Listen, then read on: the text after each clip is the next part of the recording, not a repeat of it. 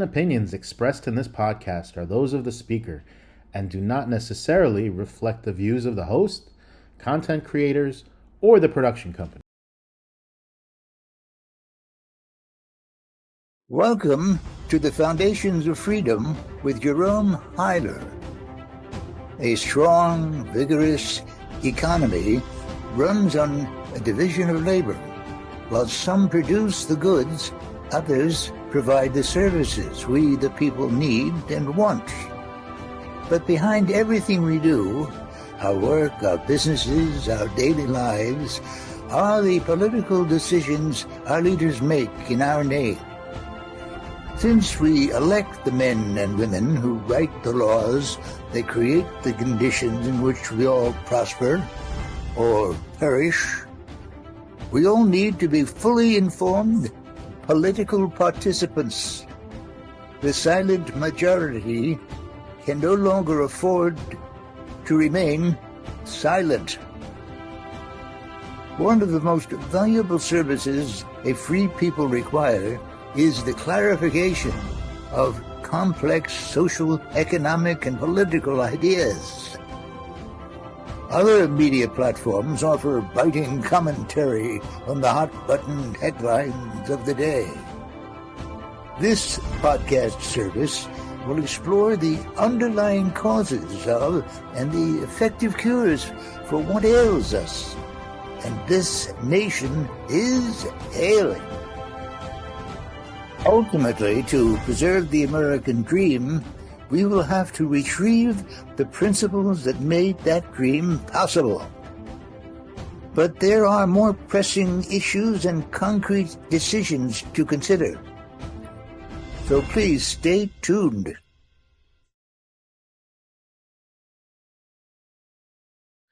Welcome to episode 4 of the Foundations of Freedom podcast with Jerome Huyler. Today's episode is The Government is Too Big and Spends Too Much. So in episode 3, Jerry, you carefully explained why, for all his genuine and valiant efforts to shrink government, Trump will not cut public spending enough to avoid economic calamity today and will even create worse conditions tomorrow and in the future. It's owing all to the politicians in Congress who need to do favors for the lobbyists who are sent by a multitude of organized special interests to plead for special benefits and privileges and exemptions and immunities. The politicians rely on those interests, right, for the campaign funds they need if they're going to hold on to their seats. So you also spoke about the hometown constituencies that expect the representatives to bring home the bacon, the huge sums of new spending that will be allocated, for example, to build a missile defense golden dome we're hearing about now, and the sad fact that Americans have so little an interest in politics in general. So they don't seek to spur the politicians to attack the problems head on. You said episode 4, this episode now, would explain how harmful those reckless levels of public spending can be for our country and every family residing here. That's right, Vlad. Americans, for the most part, are productive, resourceful, and ambitious. They are willing to work hard to achieve their goals and aspirations in the professions, the trades, the business ventures, and other career paths they choose to pursue. They are willing to work hard, as I say, to achieve their ambitions and goals. To accomplish those goals, they invent, innovate, build, manage, produce, and market the life-saving, labor-saving goods and services that bring comfort, safety, and convenience to all our lives. But in their haste to succeed, they overlook a number of very crucial considerations. First, they fail to appreciate that their personal success depends on a vibrant, flourishing economic climate that offers them good paying, rewarding jobs, the ability to acquire new skills, earn promotions so they can climb the ladder of success. The second thing they overlook is the fact that public policies pursued by our political representatives can have a great or terrible impact on that economic climate. For example, there are economic principles which cannot be evaded, such as whatever causes prices to rise in an economy causes economies to falter and fail.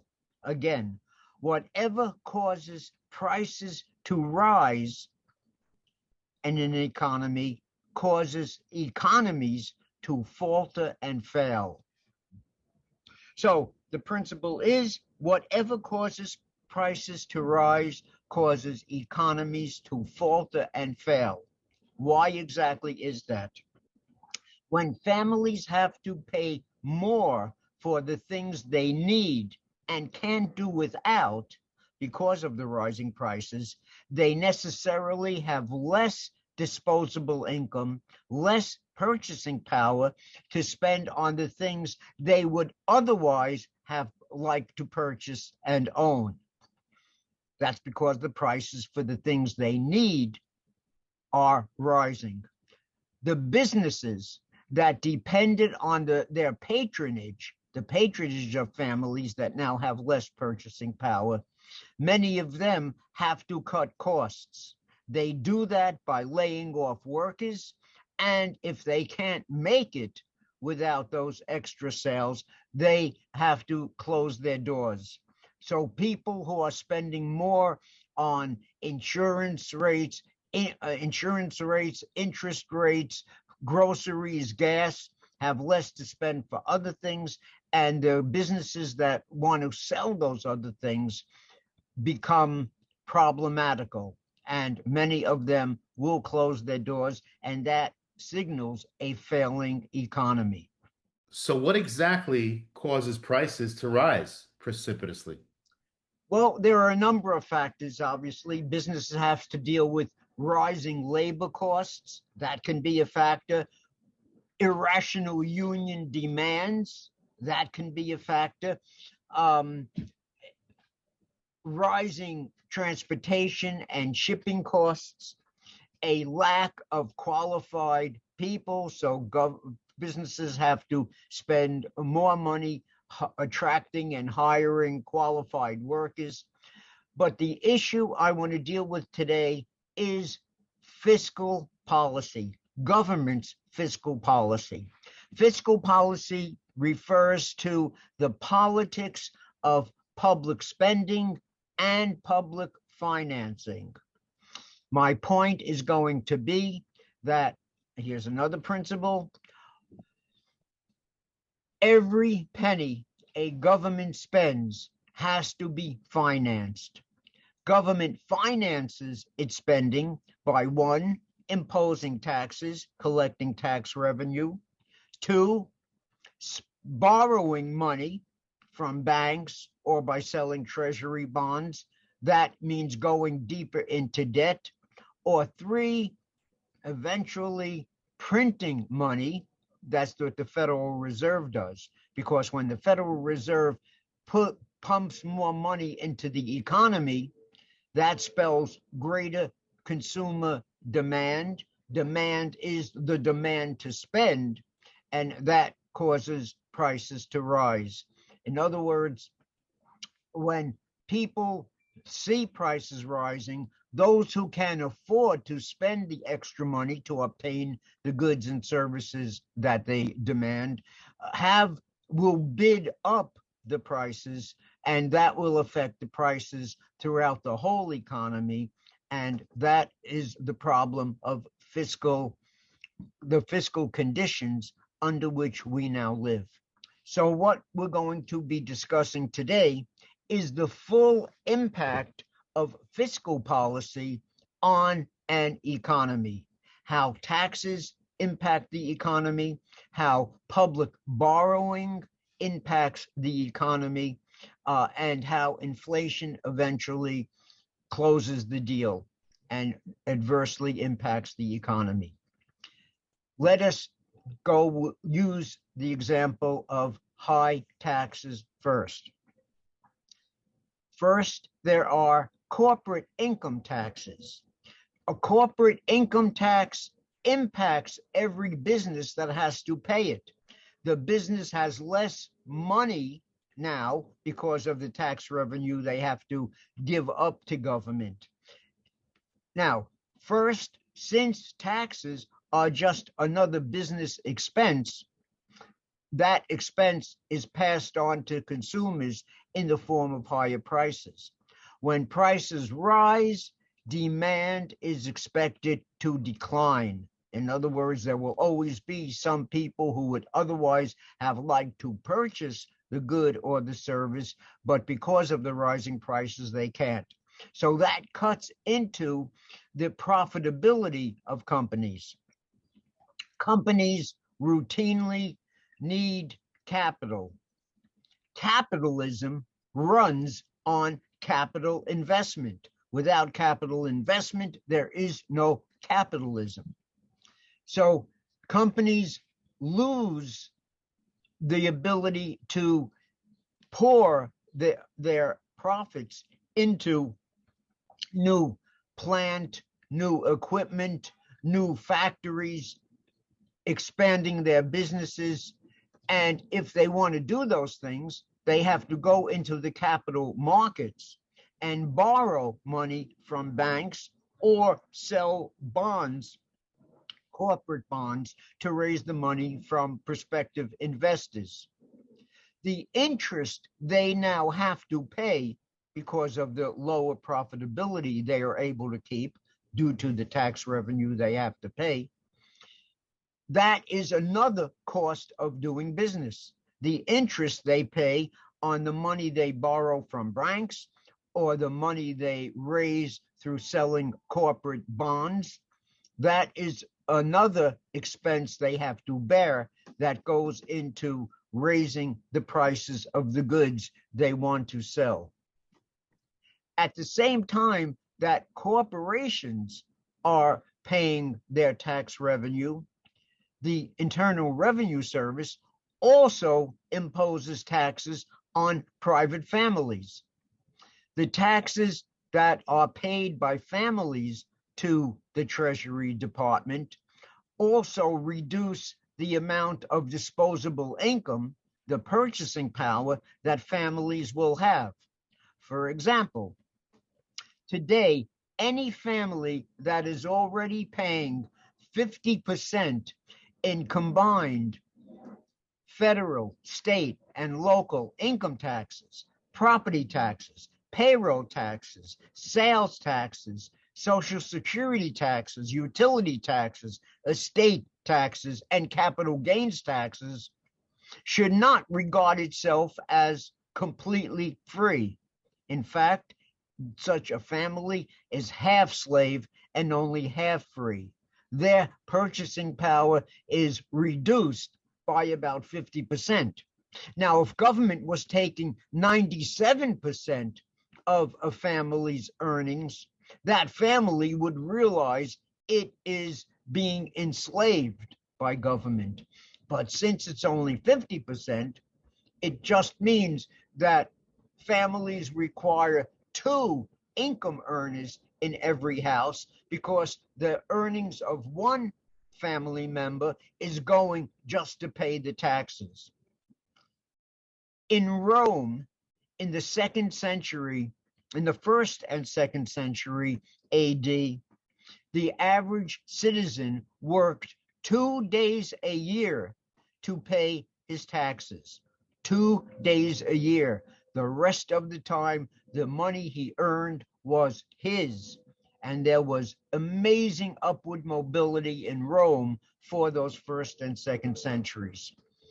If you contrast the Roman citizen in those ancient days with the average citizen or family working today, you see the impact of taxes, the impact of all the spending government is doing and the revenue it has to collect on every American family.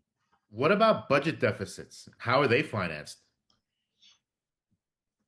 As much as government is spending today, and the federal government alone spends $7 trillion a year these days. Before COVID, the government was spending $4.5 trillion. Today, it's over $7 trillion. And that is what the government is expected to spend every year into the foreseeable future. But all of that spending is not enough for the politicians. They have to spend more than that for all of the entitlements and all of the needs Americans expect from their government. So all of the money they spend over and above the tax revenue they collect, which today it comes to $2 trillion a year, is labeled deficit spending. Governments have to go into the credit markets and borrow that $2 trillion every year in order to balance its budgets. If the American people were taxed 100% of what government spends, there wouldn't be a politician in Washington who would be able to hold on to his seat in Congress.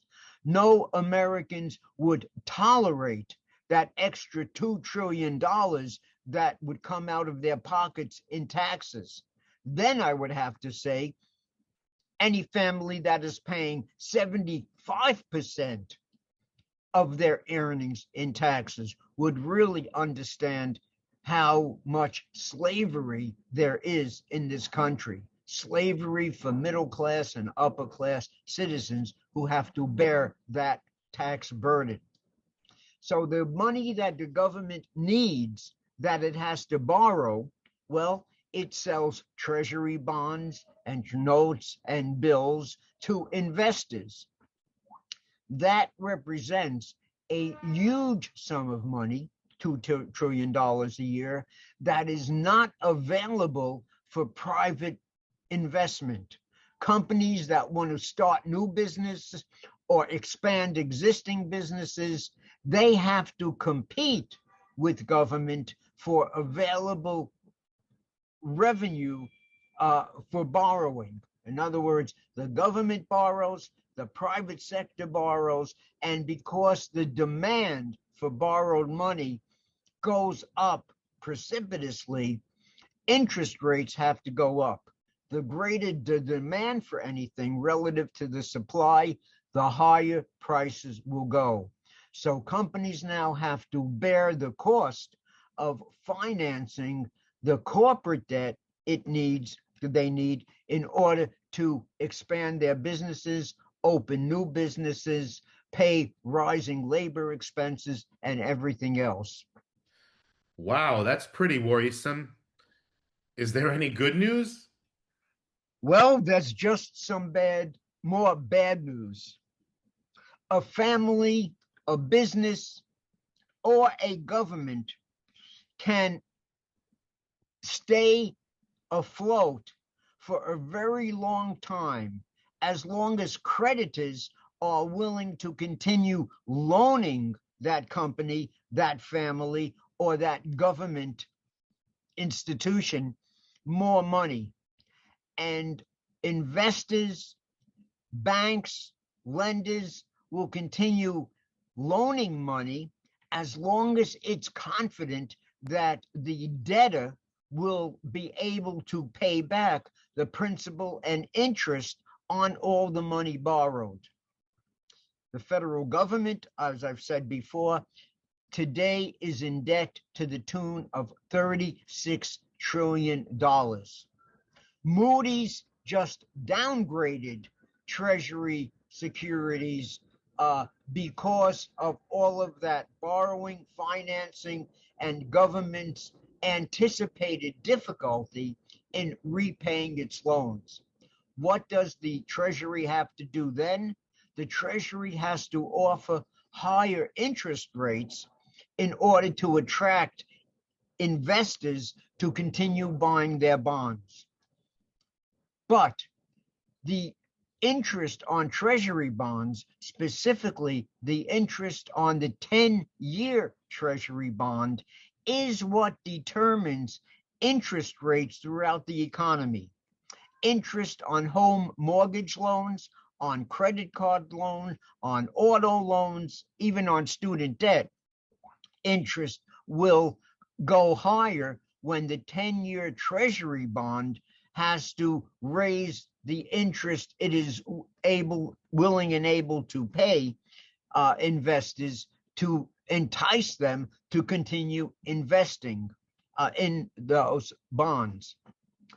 Now, there comes a point, every family experiences this, every government will eventually experience this, many have in the past, when it is no longer able to repay. It can repay the interest, annual interest, which today amounts to $1 trillion. That's $1 trillion no longer available for investment in private companies, but the government, federal government, has to borrow that money itself in order to pay the interest.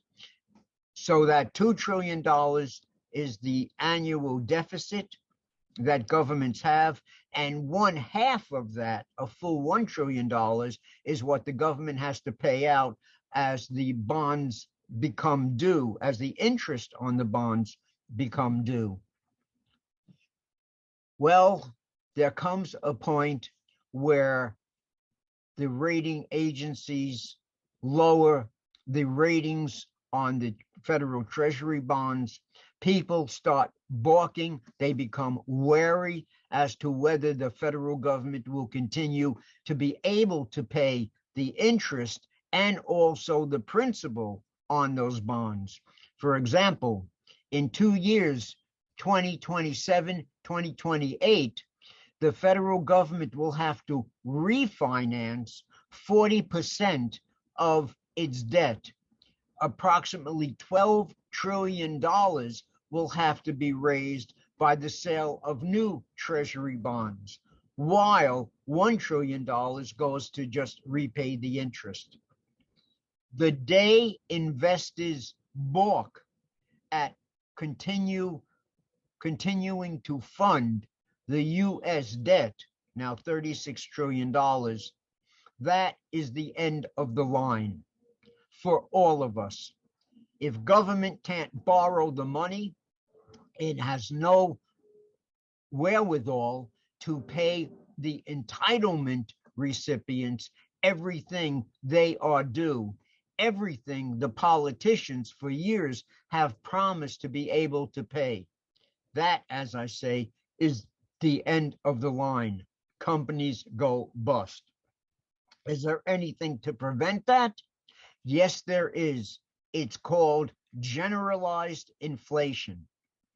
The Federal Reserve, in order to keep federal treasury afloat, the federal treasury afloat, pumps more and more money into the economy. It has to do that to keep interest rates low. It creates an easy money policy. In lower interest rates help the debtors and hurt the creditors, because the money government borrowed 5 years ago, 10 years ago, which was worth more than it is today, the government can repay the interest and the principal with money of reduced value, much reduced than it was 5 years ago, 10 years ago, 20 years ago, when it borrowed that money. And the extra low interest rates will boost consumer demand. But the end result of that is a generalized rise in prices.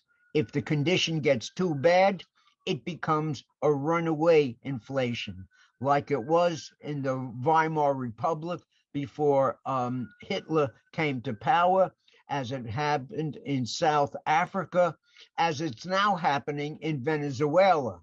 Just printing up money, reducing the value of their currency, and eventually crashing the economy and leaving the people starving. That is what is in store for the United States. We can't say when that's going to happen, but it's going to happen unless the country changes course dramatically, dramatically cuts the reckless levels of public spending that they're pursuing today, and so is able to cut tax burdens on businesses and people. The only thing I would add is that the states and localities themselves are engaged in the same reckless fiscal policies. It's just a matter of time till localities in California, states start having to pay too much to borrow money to close the deficits that the state legislators are pursuing. That can be a trigger. In other words, so many people buy municipal bonds to support the spending of localities and states because there are tax advantages to owning municipal bonds.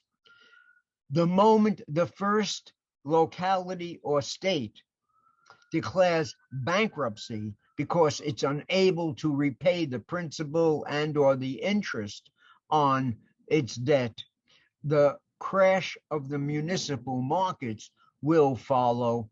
And again, that will spur bankruptcies of states, of localities. People will no longer be confident enough to reinvest in municipal bonds and state bonds. And that also is part of the danger that awaits us. So, in the end, it will be the end for all of us. All of us are expecting government to continue spending on the things they've promised us: Social Security, health care, food stamps, housing assistance, education, and all the rest, except government will no longer be able to finance any of those entitlement programs. That will be the end of the world. Already, the Social Security Administration has drawn up plans that in the year 2035, mere 10 years from today, it expects the Social Security Trust Fund to basically be run down, not have the money to honor its current obligations. So it has already made plans to cut Social Security payments to every recipient in the country down to 75% of what recipients are receiving today in Social Security benefits. If there is a recession, if there is hard times, if expected revenue to the federal government falls even further than is anticipated, then that 2035 date might be a 2032 date or a 2030 date. But anyway, there is awful calamities ahead for the entire economy and everyone residing in it. Is that what you really expect to happen? When will the country reach the end of the line? Nobody knows when exactly the line will come to an end, but it will come to an end. Is it inevitable? Not at all. Like individuals, like families, a country also has free will. It is up to us to realize what is going on and what has to be done about it. The 20th century philosopher Ayn Rand said the root of all evil is evasion, not to see the world as it is, but to pretend that what is isn't, and that what isn't is. So Ayn Rand asked the question, how does anyone expect to deal effectively with reality if they're not even willing to see it for what it is? The American people can save themselves the aggravation and misery that lies ahead if they change the fiscal course of the country, if they get together and warn the politicians that they will not keep their seats if they continue spending so wildly and recklessly, unless they cut their spending dramatically and cut the tax burden that they place on Americans, if they stop borrowing so much money and leave that money in the private sector for private businesses to borrow in order to expand, in order to hire more workers, then we can avoid the calamities to come. But that means the American people getting enraged over what is taking place in this country and politically engaged in an intelligent way. That is the way to avoid the catastrophes that lie ahead. Nothing else will save the country. The politicians are in the pockets of their hometown constituencies. They are in the pockets of the lobbyists and the organized interests, and they are concerned chiefly with getting reelected to office. As I've said in the third episode, if people persuade the politicians that all the campaign financing in the world won't save their seats from an aroused electorate that is bent on participating intelligently in the political process, then we can spare ourselves the agony and the hardship and suffering that will otherwise befall us. So that's really good advice, Jerome. And I agree with you. That's what should happen. That's what needs to happen. But I think human nature, the way it is, people need to have skin in the game in order to be motivated. People need skin in the game. And maybe they think they don't have skin in this game, but you and I agree on it. They absolutely, we all do, right? So being enraged, getting involved politically, those are, let's say, generally what we can do. But more specifically, how can the average person who really gets their news from the mainstream media, or maybe they're going on social media now with younger folks, but how does the average person who is not really involved politically, who doesn't spend their time for all the reasons you mentioned in the previous episodes, whether it's their cynicism, skepticism, maybe they're just too busy with work, but the average person that's not involved enough politically to make a difference, to make the difference that you're suggesting we need to make now, how does the average person get more involved specifically? What can we do besides just getting upset and letting our voices be heard that we're not going to vote for these people? What else can we do to twist their arm a little and make these changes really happen, right? Because we could all talk about it, but unless something happens, it's not going to change. It's very difficult to change the status quo. How do we do it? It's not a question of how we do it. It's a question of how desperate we become in order to realize that to save our lives, we had better reform the fiscal structure of the country. In other words, in a word, it is fear. Fear is the great motivator. As long as people and families can plan their vacations, can look to get raises at work, promotions at work, they are not worried.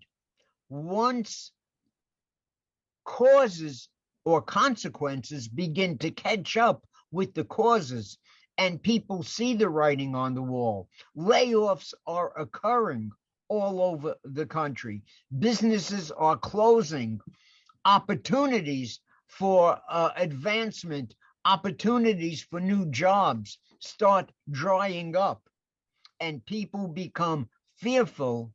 It is fear that is the great motivator. So the more people are aware of the unsustainability of today's fiscal policy and the extent to which it's going to affect them personally, the more incentive they will have to enter the political process, to ask themselves what is going on.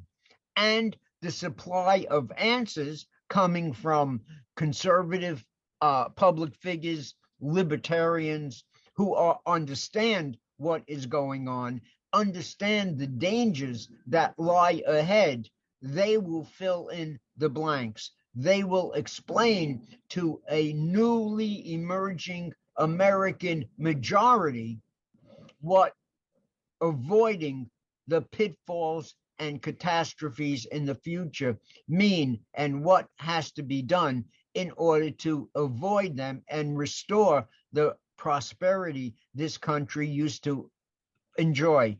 Not only the prosperity, but the limitless opportunities provided by a rising economy and lower prices. We have technologies now, AI, quantum computing, and everything that can dramatically lower prices. And if whatever causes prices to rise causes economies to falter and fail, whatever causes prices to decline promotes opportunity and prosperity for all. Government is in the way on every level, and if the people realize that and begin to demand dramatic cuts in public spending and cuts in their taxes, as Donald Trump is trying his all to achieve, then the country will avoid a calamitous future. Also, all the investment that is coming into the country now will also help the country prosper, creating new jobs in the country. And in fact, Trump's tariff policies and his tax cut proposals, especially having Congress reduce the corporate income tax from 21%, and he reduced that from 35%, which the Democrats left him, but to reduce it further to 15% will convince more and more companies to relocate into the United States, boost hiring, and if the threat of tariffs cause foreign countries to reduce their tariffs or eliminate their tariffs on American exports, that bodes very well for American manufacturing and for the export industries that used to be so prosperous. So there are good things in the offing, and Donald Trump is trying to achieve those good outcomes. And if we only can cut spending and convince the politicians that they will not hold on to office if they continue the reckless levels of spending, then we could extricate ourselves from this crisis we are in the midst of. Well, I guess the short answer thank you for that. But the short answer from what I hear you saying is that it's bound to get worse before it gets better. And then Yes, and then because of fear and hopefully not too much of a tragedy, people are going to have to people, that's what's going to motivate people to make those changes and twist the arm, as I said, and get involved. I think leadership is key. That's my opinion. We need good leaders. Um, there's a lot of there are a lot of people out there right now that um, can make a difference. So I think, every like I've said in the end of previous episodes, we all need to get involved, and it doesn't matter what side you're on politically, because I think everybody deep inside wants a better life. That's why we're here in this country. That's why for the people that aren't Native American, their families brought their families here to have a better life at some point in our history, right? And so everybody wants a better life for themselves, for their family, their friends. So that's not going to happen unless we all get involved and make it better. So that's my point. Thank you, Jerry. You're exactly right, Vlad. Um, it is all about restoring the American dream. And in order to restore the American dream, we will need to retrieve the principles our founders believed in and began this country with in order to restore the American dream and restore the incredible levels of opportunity that existed at the country's beginning. In a word, in two words, the ultimate objective has to be to make government what it was originally meant to be, a protector, not a provider. The way we got into the trouble we are in today is government became a provider as a result of a succession of economic crises called depressions, and those depressions themselves were caused by government trying to be a provider, giving corporate welfare to railroad companies, canal companies, and eventually all the corporations that ran to Congress for special benefits, privileges, exemptions, and immunities. They have to go. We need government to be a strong defender, to let every enemy, domestic or international, know that we are stronger than all of them and they will never get over on us. Well, that's what I have to say for this time. Ladies, gentlemen, viewers, friends, please spread the word and let your friends, your relatives, your neighbors, your co-workers, turn them on to this series, this podcast series, The Foundations of Freedom with Jerome Huyler, and listen to this podcast a couple of times. A lot of information was just provided. To absorb all of it, it probably will take more than one viewing. So I thank you, Vlad. Thank you for the opportunity you've been giving me these times, and stay tuned for episode 5, which comes to you after next Monday. Thank you, Jerome. And how we can do that is go on our YouTube channel. Go on Jerome Huyler's YouTube channel. It's at Jerome Huyler. You can also connect with him on Quora and on LinkedIn. And if you're interested in his books, you can see he's got a lot of books there behind him. There's a few books that he's written that, if you want to dig deeper, you can find them on Amazon. So you'll find all these resources at the end of this podcast. We'll provide the links, and in the YouTube description, subscribe to the YouTube channel, get notifications every time there's a new podcast. Thank you so much, Jerome. Thank you, Vlad. See you next week. All right. Dominate Google search results and drive real high-quality leads to your business. Turn clicks into customers now. Get your free SEO audit today at setupshoponline.com. Make sure to connect with Jerome Huyler on Quora and LinkedIn, and check out his most recently published article on Mises.org, Not Worth a Transcontinental, Railroading a Nation into Prosperity, and get his latest books or any of his books on Amazon.com.